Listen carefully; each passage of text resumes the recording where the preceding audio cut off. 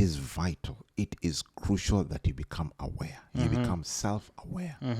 This is who I am. Right. This is how I respond to certain situations. This is how I react. Yeah. This is my react mechanism. These are my triggers. For instance, I grew up in a family where my parent or one of my parents was an alcoholic. So what happens when I see my partner holding a glass of wine, or when you are shopping in the mall and they're looking at the winery section, it's a trigger for me because I'm thinking, oh my God, you're going to relieve that. Yeah. Now you see that in itself, when that begins to play out in in a marital setting, guess what impact it's going to have on the children? So being aware does not just impact the children. It first of all begins in the marital dynamic, because before the children come, it's just you and your spouse. I'm telling you, the power of a parent, oh my God. It is when your parent affirms you. Right. My dad made me start reading at age 10, and books that were made for, at that time I was in the 4th grade, 5th grade, but I was reading books that were meant for the 12th grade. Wow. And at first I didn't think that, okay, because he realized I was good at storytelling and essay writing. And so he made me read those books. I was more inclined to comics and so on, but he was telling me, these things are not going to help you. So what happened is that as I began to read these books, I became intrigued. My curiosity opened up. Yeah. As a result, my essays, what we used to call them compositions, they were stellar. Wow. I used to write mini movies, Wow. you know? Yeah. And my teachers loved reading my essays at an early age. Yeah. And so all the way up to my college years, up to right now, I've never struggled with words. But it was nurtured from that time when I was age 11. That's crazy. We used to read books and then I would discuss with them. I was reading Shakespeare at age 12. Yeah. As in, I'm thinking, what was my dad thinking? But he must have seen something. Yeah, no, because you're a doctor right now, I'm a right? doctor, So see how that Yeah. came, because most people, like, I'm sure you didn't have a problem like writing your paper. No. That's crazy, and Yeah. that came from your dad It came from my having dad. you do that at a very early age. Correct. Wow, man. Yeah. So it's important. It's, as a parent, pray over your child. I would dare say, even pray for them before you conceive. Start speaking to them live in the mother's belly. And I mean, when they're in the womb. Yeah. And when they're delivered on that day one, speak prophetically into your child. And then as you see them grow, begin to call out those things and begin to pray and begin to affirm them. When they get discouraged, be right there. They need to know that you are their number one fan and supporter. All we're saying is that parenting is important. Intentionality makes you become selective in some of the choices that you make towards shaping or forming your child in a certain way.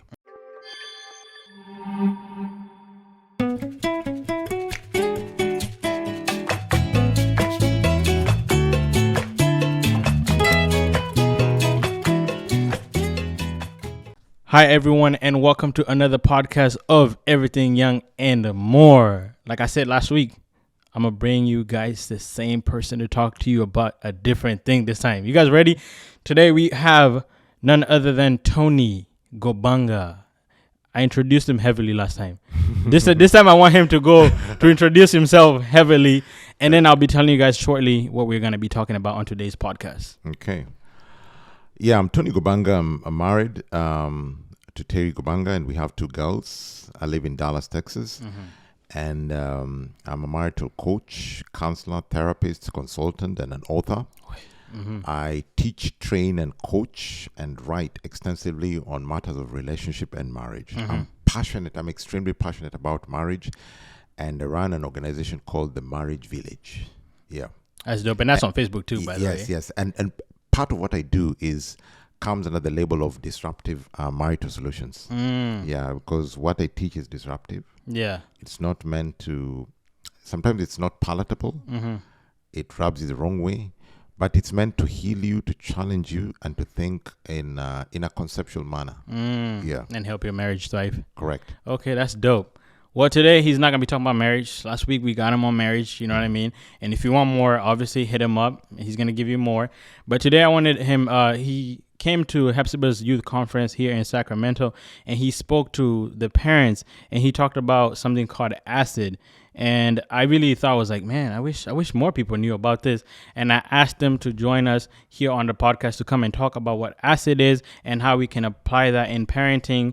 And the reason I think it's very important to have you talk about that is because, like I was telling you earlier, most of us, we get in a relationship, or I find somebody that I like, and then they like me, and then we just get in a relationship, and most of the time we don't have a plan on how we're going to raise our kids. We haven't talked about that. We're not aware, and acid deals with that awareness. Yeah. So I wanted you to kind of go over that and share with us what it's about and how it can be applied and help, especially people raising kids from age 1 to like 18. Yeah. And I'll be, by the way, this time I'm taking notes. I know I will say that. This time I'm taking notes. I'm not risking this information. Okay. Yeah. Okay. So basically, acid is a tool. It's a tool that I've designed that can be used in different I don't want to say platforms, in different things, in different areas of your life, in a relationship, in a marriage, in a business setting, even as a sports person. Yeah. But in this case, we're going to focus on parenting. Yeah. So ACID, ACID, is an acronym that stands for awareness, considerate, intentional, and deliberate. So basically, what this happens is that it's supposed to help the parent steward parenting, or help the individual be a good steward of the parenting process of a child. Yeah. So one of my mentors, Dr. Stanley McCullough, says, when children are born, they're good at one thing, they grow. And so what happens is that typically you'll find that children are either growing or they are raised. For a child to grow, you give them food and time and space. Right. Lock them in a room, and after 20 years, they'll be grown, but dysfunctional, completely reduced to the lowest level of humanity. Yeah. Because they've not been raised. Yeah. But when it comes to raising a child, it requires active, thoughtful participation as a parent. So most of the time, you find that for we as parents, we are raising our children based on what we learned at home.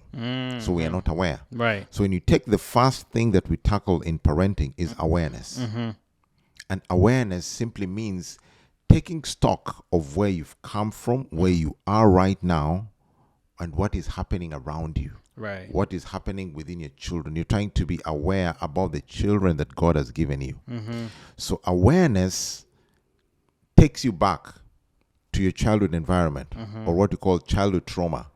If you fail to address and deal with your childhood trauma, guess what? You're going to replicate the same, or you're going to go to the other extreme. So, for instance, if you grew up in a violent household where your parents were authoritarian, or one parent was completely authoritarian, autocratic dictatorship, his word is law, no reason, no nothing. So what happens is that chances are, because that is your familiar environment, you're going to reproduce the same to your children. Yeah. And you're going to be this person who does not reason, doesn't think, and you bring up your children with an iron fist. Or the other extreme is that because you hated, loathed, and detested that form of parenting, you're going to become a carefree, laissez-faire parent. Right. So hands off. Yeah. Because this thing caused you a lot of pain and bitterness and angst, and so you're saying, no, for me, I just understand I don't want to cause my child such pain and so on. Yeah. And so what happens is that your child ends up growing in a world that he doesn't know how to survive in. He doesn't become well adjusted. So awareness is key. Yeah. It is key, and it is crucial that you find out, or rather you take time to process, do I have any traumas from my past? What type of personalities were my parents? How did they address conflict? How did they communicate? How did they discipline me? What was their relationship dynamic? And now this is where therapy comes in, because sometimes if you've been through certain tragic events, your brain can block those things, because understand your brain is wired for primarily one thing, but can be broken down into two. Your brain is wired for security or for comfort. Yeah. So security and comfort. So what happens is that when you go through something so painful and traumatic and tragic, it can block that event. Yeah. It can block that from your memory. It doesn't mean that it's not there. It's just shielded to help you cope with that thing. And so as you go through life, you end up thinking that you're okay, but you have this trauma. So that thing has just hibernated and is waiting for a trigger, for an opportunity to rear its ugly head. Yeah. And so what opportunity is that? Boy meets girl. Fall in love, get married, children. Aha! It finds something familiar. Yeah. And it begins reproducing itself. And now what happens in many, many cases, you'll find that when you're reproducing that, when you're reliving the childhood trauma or childhood experience through your children, sometimes it's worse. Wow. And that's why you find that a parent is becoming so violent to their kids and so unreasonable, and you're thinking, where is this coming from? It's because of your childhood trauma. It's because you've not taken time to be aware. So when you go through therapy or through coaching, and they help you process this space that you are in, and you become aware, now you have to make a choice. Right. Because I am aware this is where I'm coming from, I need to make a choice of what type of parent am I willing to become. Yeah. Remember, we are not talking about doing, because you're not a human doing. You're a human being. So if you're aware about some of the things that you're doing, that is the trauma you that is speaking, not the true you. Yeah. The true you is who you're becoming, who God has called you to be. Yeah. To become a responsible steward, a responsible parent towards your children. And so if this is who I'm becoming, then it goes on to the next stage, being considerate. Before we go on that, would you say that repeating the same cycles, you growing up in a family where you dealt with trauma and then you pass that on from, your parents to your kids, is that the same thing considered as generational curses? Because it's like being passed down to me and then so on. In a way, it could be termed as that generational curses, generational. Let me not even say curses. Generational, is it tendencies? Generational inclinations, behavior. Yeah. So these are something that is systemic within your lineage, and you'll always be told, for instance, the family of so and so, we know this family. These guys are they're thieves, or these guys are they don't ladies from this home or this family don't stay with their husbands, or men from this home like beating their wives. Yeah. And so what happens is that it can become a joke, or it starts out as a joke, or something that people talk about and accept. Yeah. And so you resign yourself to the fact that, by the way, it's true. In our generation, or in our family, this is what happens. And so the power of life and death is in the tongue. When you keep on confessing that, you affirm it. When you keep on perpetuating that narrative, it becomes a reality. So it becomes a self-inflicted prophecy. Yeah. And I just say, by the way, I'm just like my dad. I'm like this, and you can't change me. Yeah. So your traumatic past does not have to define your reality.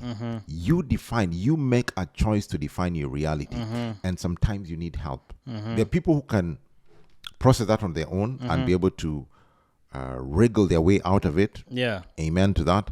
But there are other people who are incompetent or incapable of doing that, and they need expert help. Yeah. And it is vital, it is crucial that you become aware. You become self-aware.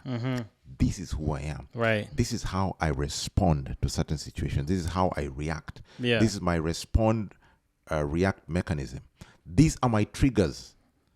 For instance, I grew up in a family where my parent or one of my parents was an alcoholic. So what happens when I see my partner holding a glass of wine, or when you are shopping in the mall and they're looking at winery section, it's a trigger for me because I'm thinking, oh my God, you're going to relieve that. Yeah. Now you see that in itself, when that begins to play out in your mind in a marital setting, guess what impact it's going to have on the children?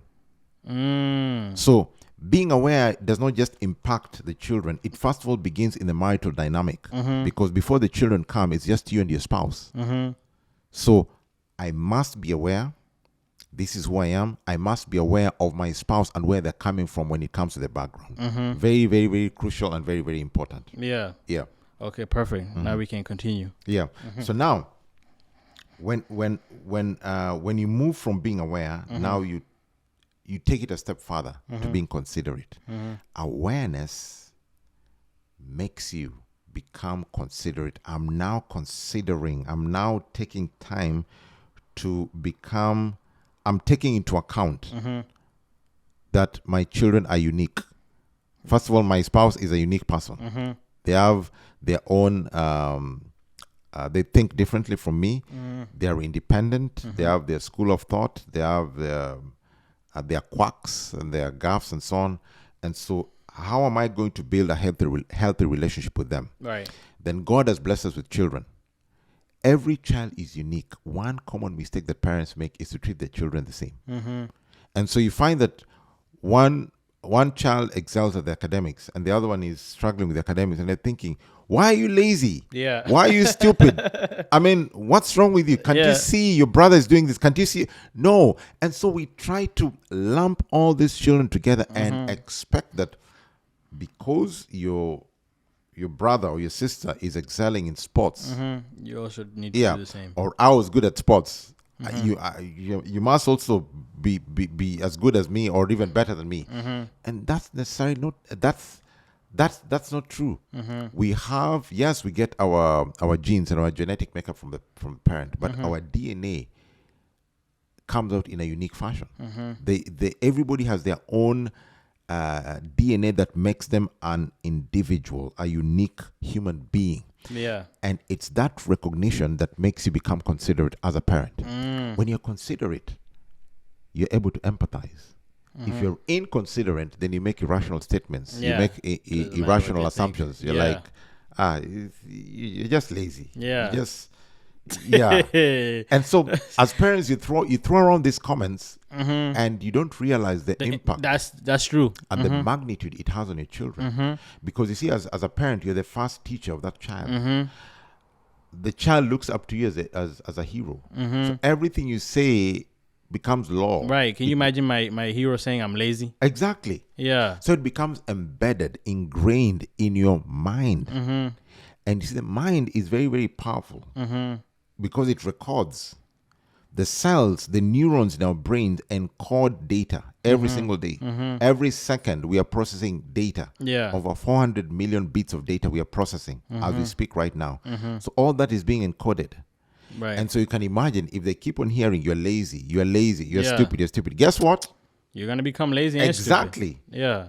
But if I'm considerate, then I'll begin to, I see my child struggling in this area. What can I do to, let me take time to investigate. Is this being caused by something at school? Is it something to do with their health? Or is it that this is not their natural inclination? Is it that they're not gifted academically? They they have a challenge when it comes to grasping basic concepts of arithmetic. And so, can I help them, even if I don't want them to become an astronaut or a scientist, whatever it is, can I help them with the basics that will help them cope in life? Right. And then I'm taking it a step further. How are they gifted? Because everybody is a genius. Yeah. It's just that you'll never find a fish climbing a tree. Right. Or a monkey swimming like a submarine. You'll never find that. Yeah. All of them thrive in different environments. So what I need to do is find out what is the calling of my child? How are they gifted? And what a parent might ask, how do I realize, how am I going to know this? Yeah. One, of course, is prayer. Number two, observe them keenly. Number three, expose them to different environments, different clubs, different things. When you observe your child, when you observe them playing in their spare time, you can learn a lot. You can learn a lot from your children when you look at what they like doing. Do they like playing with what type of toys? Do they like what type of toys are they drawn to when you go to the mall? Yeah. When they're playing out with their children, what type of games do they always gravitate? When they're talking with their siblings, how are they talking? When you're watching TV, what type of programs do they like? Yeah. Then when you speak to them, how do they converse? Just take a keen interest. Consider the fact that my children are different. And then if you're a Christian, spending time in prayer with God and allowing the Lord to guide you and to reveal to you the type of child that you have. Because that in itself, again, opens your mind. It opens you to a realization that, if this is what God is placing in my heart, and now when I observe my child, I can see them gravitate towards a certain direction. Then as a parent, it is necessary for me to create a conducive atmosphere where they can thrive. I need to support them. I need to invest and put resources that are going to nurture this gift and this talent. And it's going to make me you basically just begin adjusting your life in a certain way. Is a whole idea of having kids. You're there to just guide them and in the way that God intended for you. You're more of like you're watching over them, not really dictating what they're supposed to do, right? You're guiding and also calling out, because sometimes it takes a parent to call out something. Like you can see a child, maybe a child is trying to hum a tune. And for you as a parent, I'll give an example. Like my wife is an excellent singer, and our daughters love singing. So when she hears our daughter sing, she calls it out. She says, "Yes, you've hit that note well. Okay, try this, do this." So you've noticed that they're good in a certain area. Instead of just ignoring it or stifling it, you bring it out, you call it out, and now affirm it, reinforce it, give the tools, take them for vocal classes. If that is what they're inclined to, support them. Because when you call it out, they'll be able to think, if my dad is doing this, my mom is telling this, then I must be good. I was reading about this basketball star called Ja Morant. I think he plays for the Memphis Grizzlies. And he was saying that he was trained by his father. And his dad was a basketballer, was supposed to have played in Europe, but he put his dreams on hold to raise his kids. And his dad kept, from an early age, just noticed that his son was talented, and he kept on affirming him and bringing out the best in him. At some time was also offering him some tender love and being tough on him. And by the time this guy was in high school and getting into college, he was unstoppable, because he knew for a fact that if I can take it from my dad, and if my dad thinks I'm the best, then none of y'all think I'm the best. Don't matter. Exactly. Yeah, and I saw that too with Kanye. If you watch his documentary on Netflix, it's like the same thing. The mom was always empowering him. The mom was always just telling him, "Kanye, you're so good. You can sing. Do it again, Kanye, one more time." Like, if you watch the relationship that they had, it really helped Kanye become who he is. And now he's a billionaire, Exactly. And I'm telling you, the power of a parent, oh my God. It is when your parent affirms you. Right. My dad made me start reading at age 10, and books that were made for, at that time I was in the 4th grade, 5th grade, but I was reading books that were meant for the 12th grade. Wow. And at first I didn't think that, because he realized I was good at storytelling and essay writing. And so he made me read those books. I was more inclined to comics and so on, but he was telling me, these things are not going to help you. So what happened is that as I began to read these books, I became intrigued. My curiosity opened up. As a result, my essays, what we used to call them compositions, they were stellar. Wow. I used to write mini movies, Yeah. And my teachers loved reading my essays at an early age. And so all the way up to my college years, up to right now, I've never struggled with words. But it was nurtured from that time when I was age 11. That's crazy. We used to read books, and then I would discuss with them. I was reading Shakespeare at age 12. As in, I'm thinking, what was my dad thinking? But he must have seen something. Yeah, no, because you're a doctor right now, right? Doctor, so see how that Yeah. came, because most people, like, I'm sure you didn't have a problem like writing your paper. No. That's crazy, and that came from your dad. It came from having my dad. you do that at a very early age. Correct. Wow, man. Yeah. So it's important. It's, as a parent, pray over your child. I would dare say, even pray for them before you conceive. Start speaking to them life in the mother's belly. And I mean, when they're in the womb. Yeah. And when they're delivered on that day one, speak prophetically into your child. And then as you see them grow, begin to call out those things and begin to pray and begin to affirm them. When they get discouraged, be right there. They need to know that you are their number one fan and supporter. Yeah. And by being the number one fan doesn't mean that you're going to affirm mediocrity. Yeah. You see, I've made up my mind. Yeah. I like that. Yeah. Because sometimes as parents, we get to lie to our children. Oh, that is good. You've done that. And you clearly know they suck at this thing. No. Because when you watch America's Got Talent, you're going to meet Simon Cowell, who's going to tell you right on your face. It wasn't good. It wasn't good. And so if your mother's been lying to you for the past 18 years, you'll be thinking, no, but my mother told me, I think you're the one. No. If you're not good, you're just not good. Yeah. Yeah. That's true. So I'm not going to affirm mediocrity, but I'm going to call out excellence and affirm it. Okay. Yeah.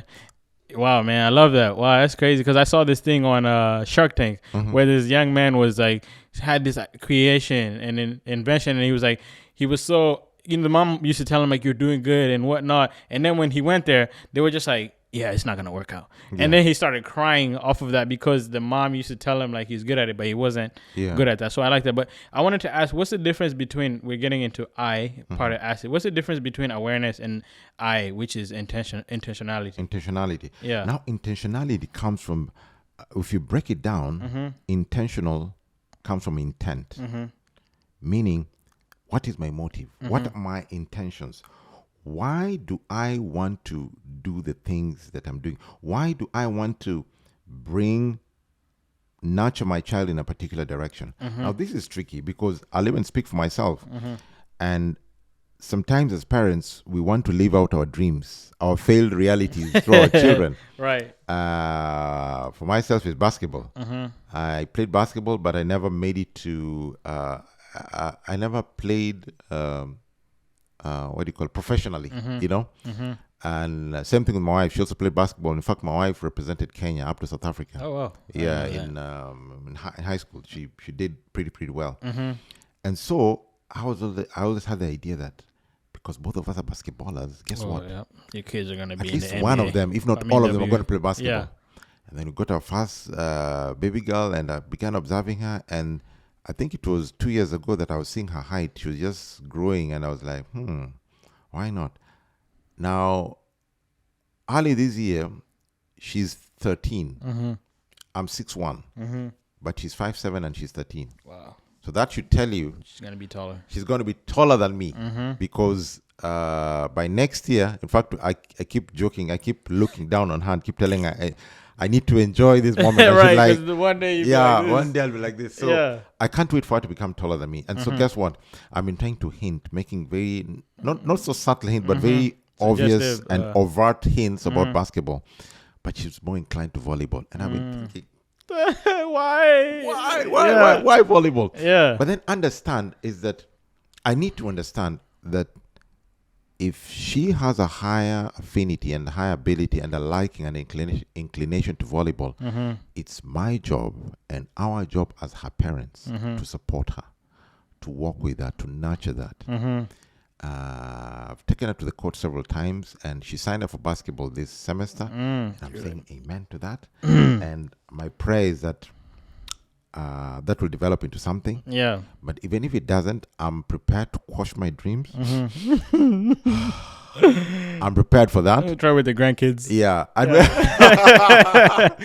maybe try with the second one or the grandkids. Yeah. Yeah. So intentional, you must first of all check your motives. We've heard of cases where a child is a gifted musician, but the parent insists you're supposed to be a doctor. And so you're forced into the sciences and so on, and fine, you go ahead. You graduate, you become a physician. Then after that, you bring that certificate and tell your dad, okay, here it is. Yeah. Now let me go and do what I my wanted passion. to do. Yeah. You wanted a doctor, right? Yeah. There it is. So they never quite leave it out, or even if they do, they end up becoming miserable. And that's the worst thing that you want. You don't want your child living out a career or a profession that they're miserable in. So intentional has got to do with your motives.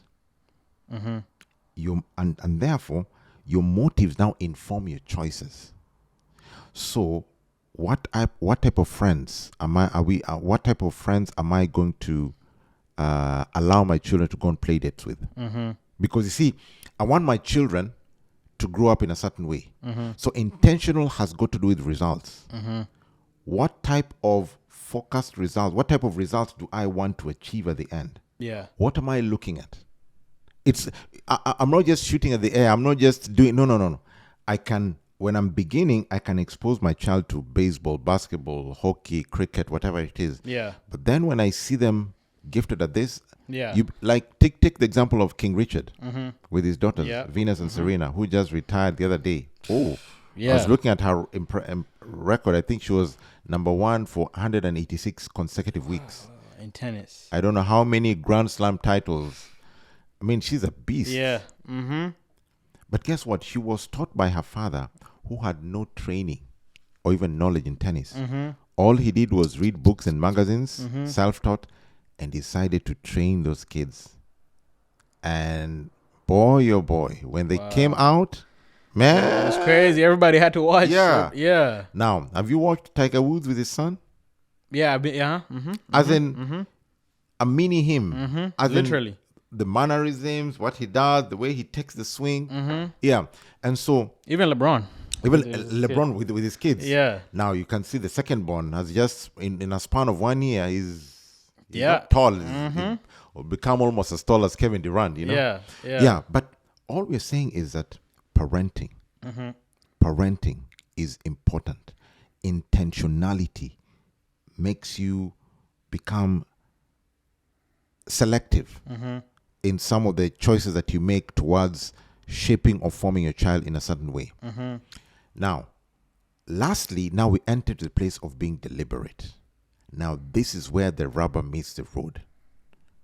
Because it doesn't help for you to have good intentions. You must be deliberate. You must be focused, laser focused, and say, now that I've made these choices, this is what I'm going to do. Now, you do not begin, remember, if we go back to awareness, you do not begin by doing. You begin by becoming. Yeah. So becoming makes you considerate, then you become intentional, and as a result, you become deliberate. I am going to be deliberate in waking up at 6 a.m. to do vocal training with my child. There's a parent in their parents, friends of ours in Dallas. Yeah. Their son is, I think, 6 or 7, and during swimming season, they wake up every morning to go for practice. Wow. The son was number 1 in Dallas. Wow. He went to last year. He went to Austin, and I think he came in 3rd in the entire state of Texas. Wow. But you see, that it just doesn't happen. They realize he is good at this, so they became intentional and they became deliberate. So that means every morning, as a parent and as a child, we are going to focus. So we conference and agree. Once we sign that pact, we're at it. So I told my daughter that at the beginning of this semester is that, are you sure you want to do basketball? She was like, let me give it a try. So I told her again, you think about it, because once you decide, then it's all systems go. I'm going to push you. We are going to work at it. It's going to be our thing. That means I'll need to create time out of my busy schedule and be with you every day, or maybe 5 days a week on the court, shooting hoops. Come rain, come sun. We're going to be doing those setups and so on, because now I want to be the one to propel you to success. Yeah. Yeah. Wow. Same thing even with academics. Yeah. So you need to you now make those steps because you know who you are becoming, or you know you have an agreement, or you can see what your child is becoming, and so you make those steps and those decisions. Okay.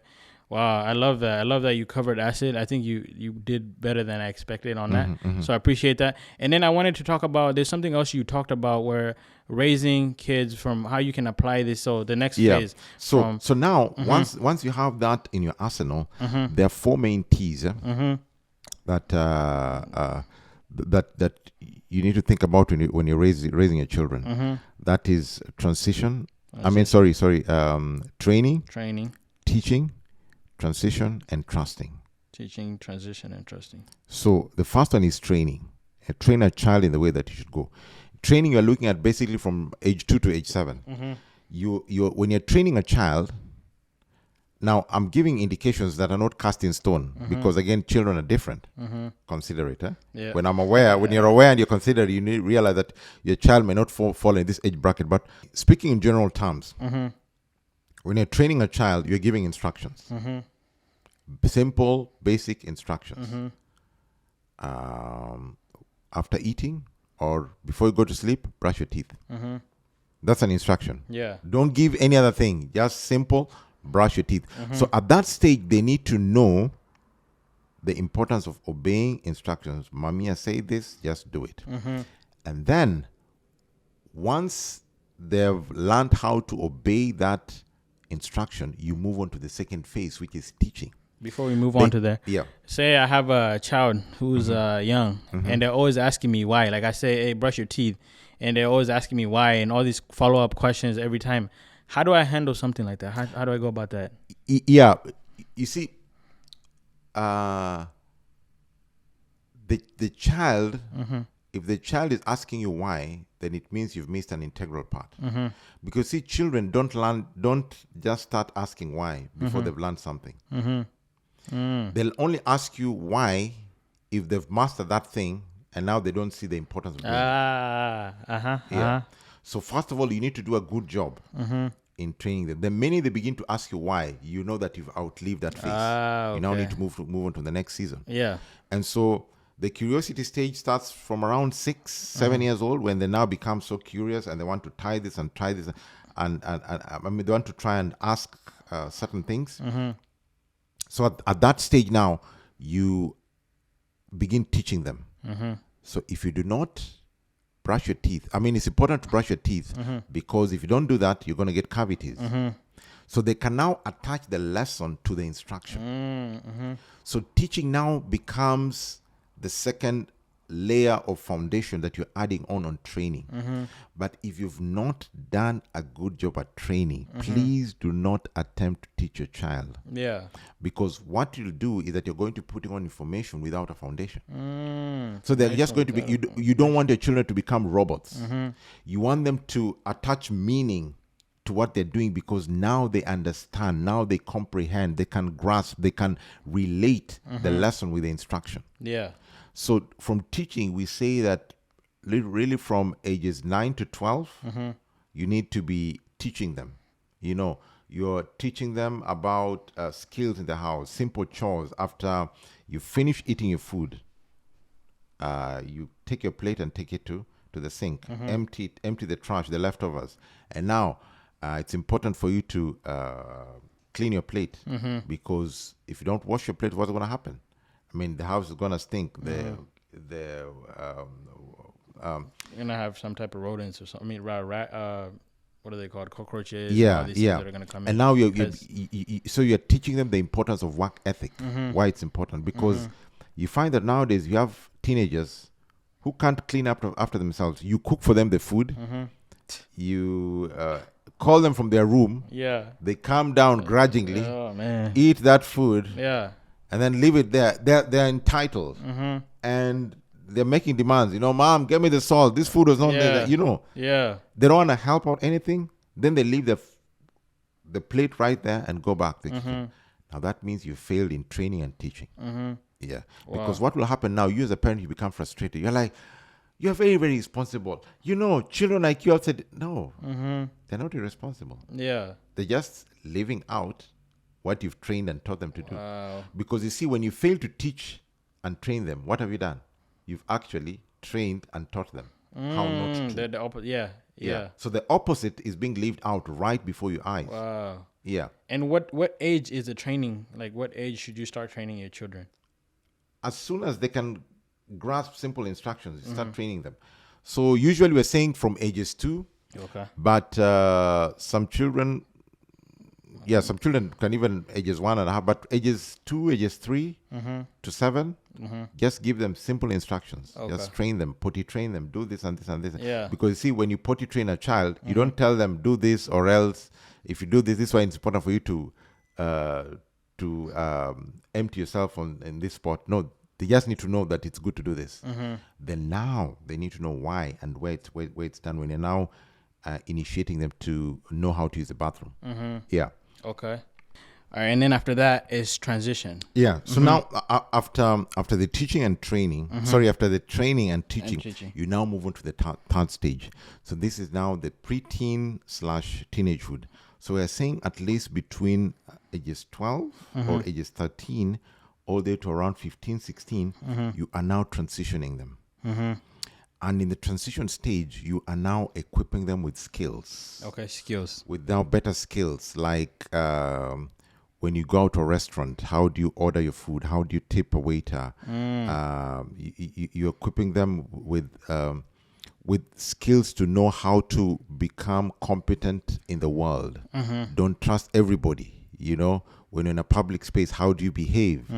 At like here in America, kids begin working in some states age 14, age 15, age 16. Right. When you're out there in the world, how can you detect? How do you basically just life skills, and you're transitioning them to survive in a world that is hostile, challenging. How to reason out. Yeah. That is what you're doing at that age. You are being deliberate in spending time with them and reasoning out. That means you also need to learn their lingo, their language, their culture, because sometimes as parents we get stuck in our we assume that our children are just children, and so when they come when they become teenagers, we still handle them as 9-year-olds, 10-year-olds. Yeah, and you see that a lot with a lot of kids. And we fail to realize, no, something is happening. They're now at puberty. They're now learning how to, they're becoming curious. Their bodies are changing. And so teaching them, how do you relate with members of the opposite sex? When you realize all these hormonal changes, pubic hair is coming out, your genitals are getting aroused, your breasts are protruding.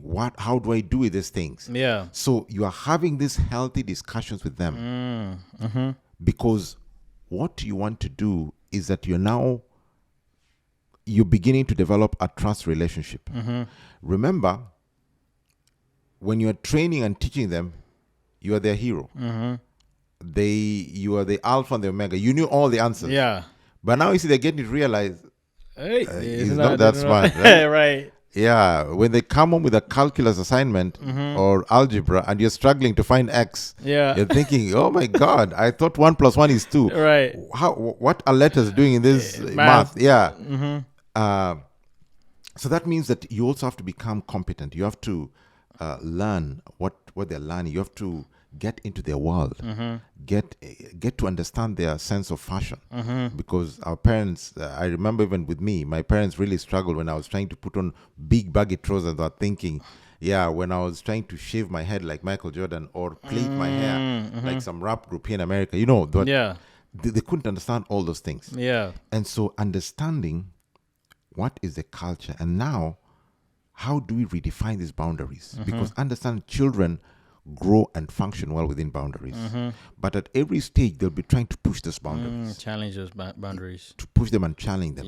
And so for you now, if you've done a good job in the training and teaching phase, even in your transition phase, when they're trying to challenge those boundaries, you can now begin to reason out with them. Okay, fine. You want to challenge these boundaries. Let's reason it out. What are the consequences of you going through these boundaries? And they get to see, you get to show them practical life experiences. You see, you're not just plucking stories from the moon. No, you're getting to see stuff. So children at your age, this is what they're doing, and you can see this and this, you can see here and here, you can see what's happening on the internet and on TV.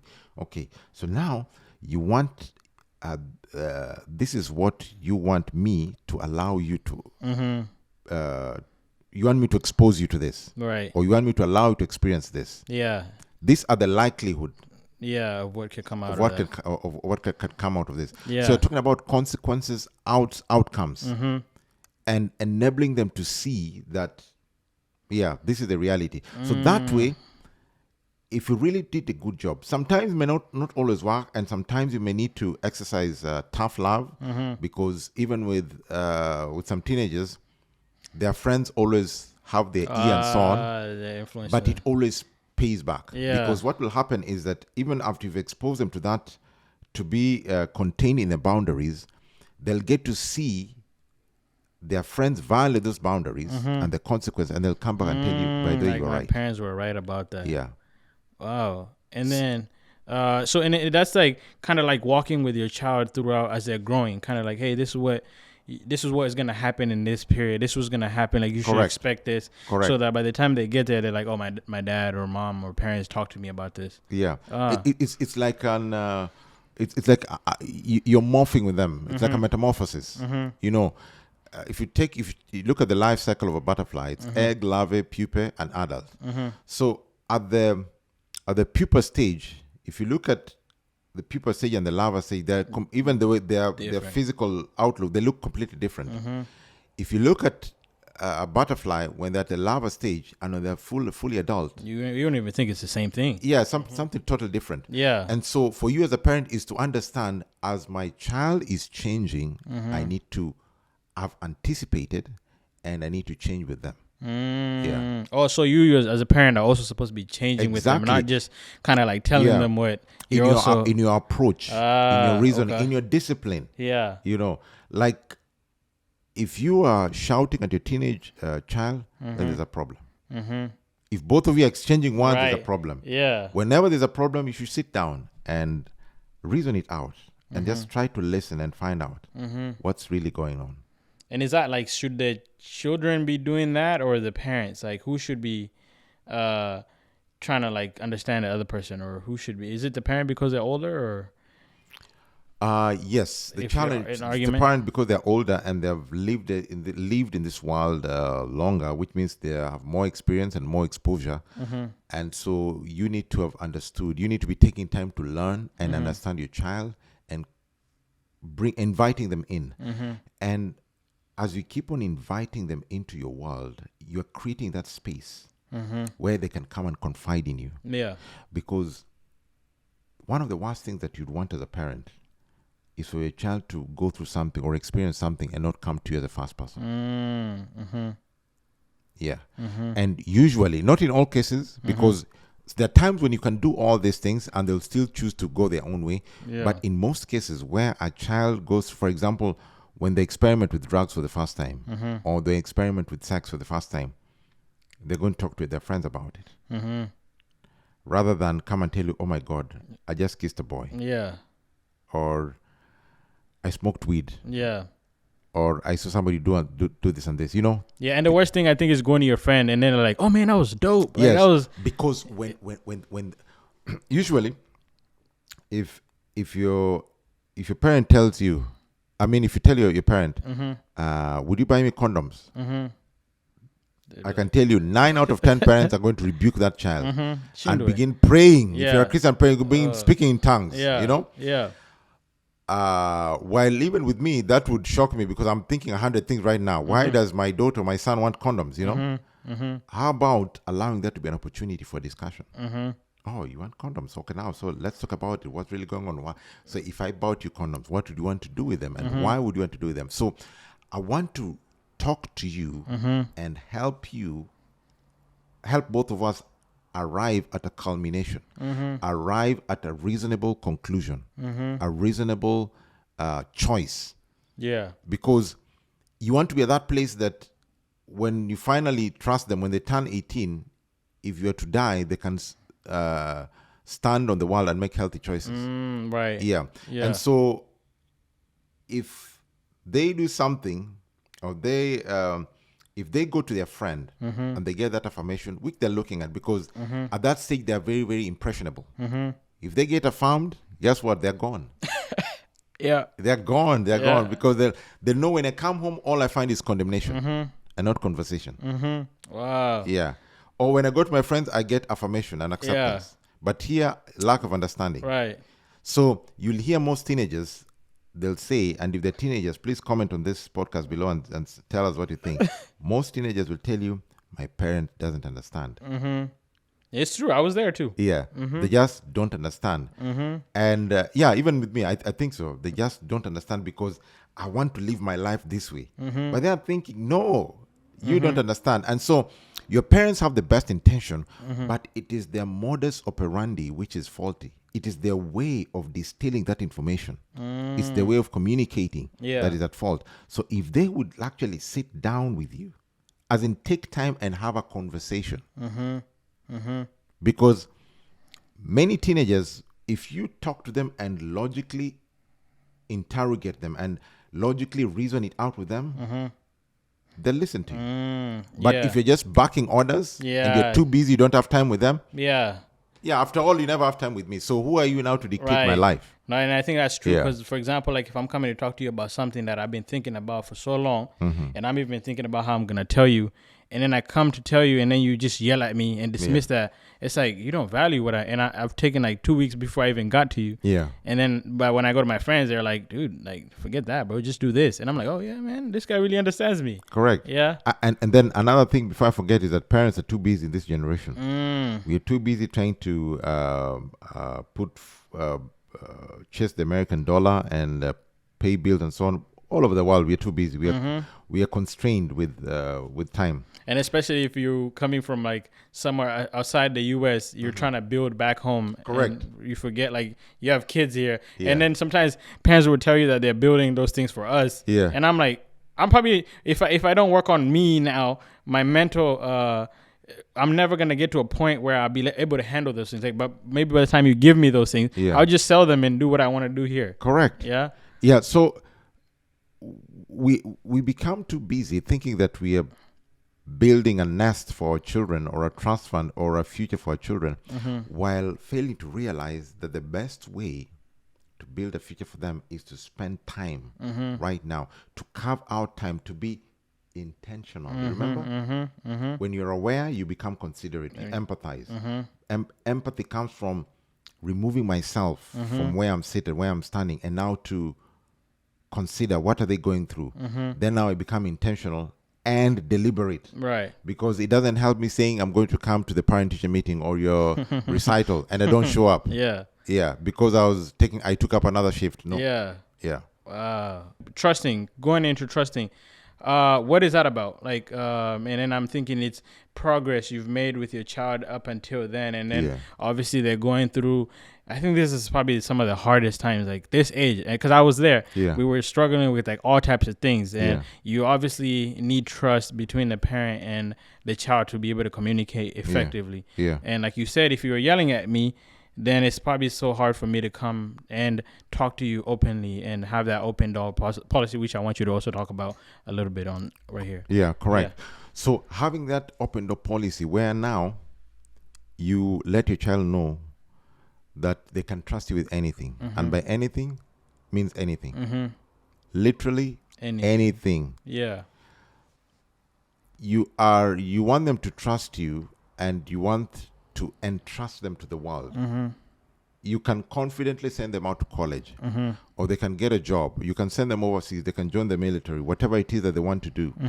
They can begin an entrepreneurial journey because now you can trust them. If you're running a business, you can now, here's where mentorship comes in. If you're in ministry and your child is inclined to ministry, this is the time where you begin now to mentor them and to nurture them as an apprentice, so that now you've equipped them, you've entrusted them, you've empowered them, and now you can send them to the world. Right. So that open door policy is important. Yeah. That guidance at that time, because you've been through the mud and through everything else. Now it's just for you to pull them back and launch them. Right. Yeah. And I wanted to ask, say I never saw this podcast, never heard you speak, don't know about any of these stages, and I have a 10 to 13-year-old, and I missed the first stages. How should I go about now that, I can't change anything about the first two? Yeah. How should I then kind of just move around with like trusting and the next stage after that? Yeah. It's going to be a challenge. However, all is not lost. Because again, here's where now therapy and coaching comes in, but mostly, therapy and then coaching, because then an expert like me or someone else will need to understand where you are at that particular stage, even with your child, and some of the challenges that you've been through. Because by the time you're coming to me, then more often than not, you've realized there's certain blanks or certain you're having certain challenges with your parenting, and so now when we're able to give a diagnosis as to where your child is or where your struggles are, we can try to remedy that by, first of all, trying to introduce the level of trust, trying to change your style of communication, trying to make certain life adjustments. For instance, if you are too busy, what are you going to carve out of your time? Because then it's almost like, think of, I was listening to this guy who attended grade 1 at age 13.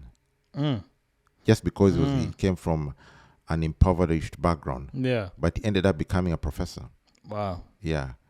I think it's Professor Olekiapi, if I'm not wrong. James Olekiapi. Okay. If I'm not wrong, age 13. Yeah. Yeah. But you see, so at age 13, definitely you have certain challenges. If we putting you in a class where we have 5-year-olds, it's going to be a challenge. Will you learn? Yes. But that means as a teacher, I need to realize that child has unique needs. So that means I need to spend more time with them. Yeah. Or maybe even ask them to come early or come after, give them remedial tutoring or things like that. Right. Yeah. Someone who has a speech impediment, similarly. Someone who's autistic. So just realizing that even at age 13, we can remedy that. Try to see what can we do. Yeah. But the first and foremost, the most important thing is we need to change your schedule. Then we need to create time to improve your communication and trust. Then we can work on the others. But at the end of the day, all hope is not lost. All hope is not lost. Okay. It can be remedied. Okay. But it will be a challenge. It will be an uphill task. Yeah. Yeah. So you must again be aware. You must be considerate. You must become intentional and deliberate for us to put that into that framework. Okay. Yeah. So I want to ask this question, and it'll be kind of like towards the end as we finish. Say you are a single parent, and I believe that kids, and you can correct me if I'm wrong too, kids need like both parents, because maybe as a guy, there's certain needs or certain things that my father should be teaching me, or as a young lady, there's certain things that I should be picking from my mom. But say the situation is where I'm staying either with just my it's just me and my dad, or a young lady with their mom, or vice versa, where it's like mother has 2 boys or a father has 2 girls. How should you be handling this information, and how can you apply this information in a scenario like that? Yeah, it's a challenge, because any expert on parenting will tell you that children grow well in a 2-parent household. But the reality of life is such that we're going to have single parents. So first of all, again, is for you to be aware of the reality that you have, and the challenges that that reality poses to you. And so with that reality, what can I do? What are my strengths and what are my weaknesses? So with my strengths, I need to major on them and begin firing on both cylinders. Yeah. In a 2-parent household, you can juggle. There is room for calibrating. Yeah. Okay. But in a 1-parent, I need to fire from both cylinders on my end. And then with the areas of impediment, like, for example, if I want my child to learn aspects of fatherhood, I need to look at, I need to be deliberate. I need to be intentional and deliberate in finding a support system, whether it's within my family setting, trusted friends, and social gatherings like clubs and platforms. Yeah. And when you're intentional and deliberate, you will find it. Even if it means moving into a different state or a different city, you will find them. Okay. Yeah. So do whatever it takes. Do whatever it takes, because Yeah. you see, you only have 18 years with that child. You can always go back to school at a certain point. You can always start a new business, a new career. You can always do something else when the children are, when your children are out of the nest.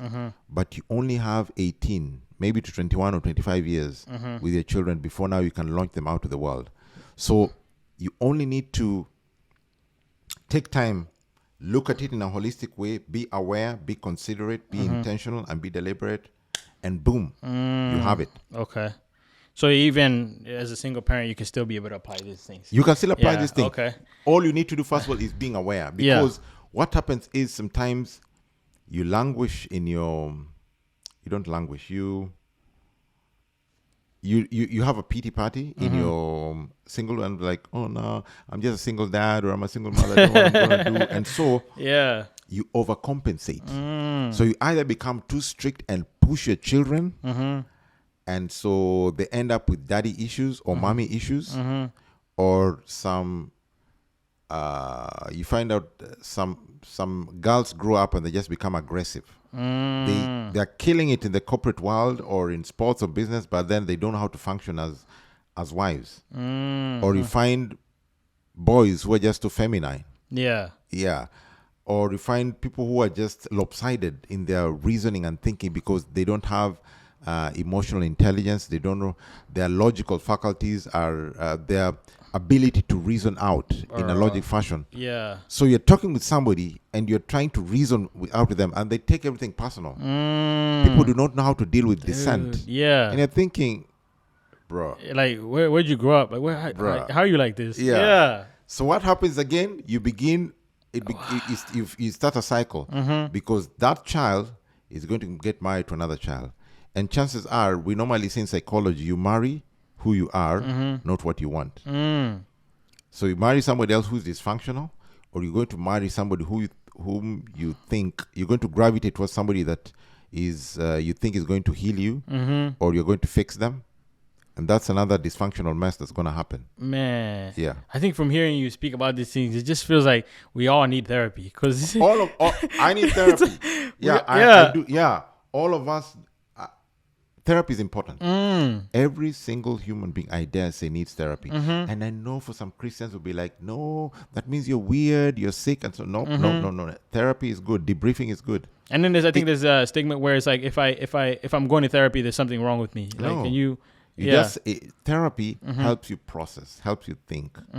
Yeah. Even the Bible talks about fellowship, how it's important to spur one another. That's therapy. The Bible talks about confessing your sins to one another. What's that? That's therapy. Right. Yeah. So we need therapy. We thrive in communities. Last year, my body just shut down. Was it last year? Yeah, it was last year in July. Yeah. And I thought I had COVID or I was sick. And I did a battery of tests and there was nothing. So my doctor began asking me. I did tests from different doctors. Yeah. Just to be extra sure. Yeah. But it was completely negative. All the reports were saying I have excellent health. So one of my doctors just asked me, what do you do? And I began talking to them about my day and so on. And he told me, bro, you need therapy. Number one, you need to rest. Because I hadn't taken a vacation. I don't know how long. I hadn't rested. Yeah. And so my body was just tired. And then I was taking in all this, because I listen to people's problems and I process them. I teach, coach, and counsel. Yeah. And I was not seeing a therapist. So all this was just in me. You were holding all of that. Yeah. So I took 2 weeks off everything that I was doing, and I began seeing a therapist. So I see a therapist at least once every 2 months to debrief. And boy, oh boy, it's helping me. Oh, wow. Yeah. Dude, I appreciate you for even sharing that, because, as a therapy, I would think, oh, you don't need a therapy. You're the guy we come to talk to about our problems. But I think that's what sharing that also shows that we're human. Like, everybody is like, we're all human. At the end of the day, even if somebody's going through therapy, it's not because that they're struggling in life. It's just that they're in that mode or space that they actually just need therapy to, be better. Yeah. I think that's all the questions that I had for you, man. But that was great, man. Thank you so much. I think, like I said, I took notes. I really took notes. I'm gonna go watch this video again, but I do appreciate you for coming here and doing another video with me. And if you haven't seen the video from last week, Go check it out. He's talking about marriage, and then I wanted him to talk about parenting because that's the next thing that comes after marriage. But before we wind up, I want you to look at that camera over there. Tell them what you do, where they can find you, and all that good stuff. Okay. Like I said, I'm a therapist, I'm a coach and a counselor and an author. You can find me on tonygobanga.com or send an email to info@themarriagevillage.com. And find me on all social media platforms. On TikTok, you can get me at Tonny Gobanga. Facebook, there is the Marriage Village page and Tonny Gobanga. Instagram, Tonny Gobanga. All of them. Just type in Tonny, Tonny, and you'll get me there. And let's get in touch and let's have healthy families, healthy relationships at the Marriage Village. Looking forward to being in touch. Wow, man. Thank you again. I appreciate you. I appreciate your time. And until next time, hopefully this is not the last time we're going to see you on the podcast, yeah? Thank you. Hopefully, thank you. yeah. I'll try to come. Yeah. Maybe next time I should invite you to the Marriage Village. Oh, yeah, man, I'm down. I mean, maybe that time, you could pick me in different stages before I'm married, after I get married, and all that type of stuff. Yeah. Okay. But thank you once again. And I hope you guys have picked something from this episode. We appreciate Tonny. If you think about it, his name is the same thing as me. I don't know if you guys caught that. Tony thing. Yeah, it's a T squared. Let me tell you, when's your birthday? 25th of October. October. Yeah. Man. I was gonna be September, baby. Yours is coming up. September, 20th. Oh, okay. So what are you buying? What are you buying me? Don't worry. You know, Cash App is Cash App. available. So, I'm actually gonna tag your Cash App. His birthday. By the time you're watching this podcast, his birthday would have passed. But just send something small, especially if you got something from the video. And until next time, guys, be blessed.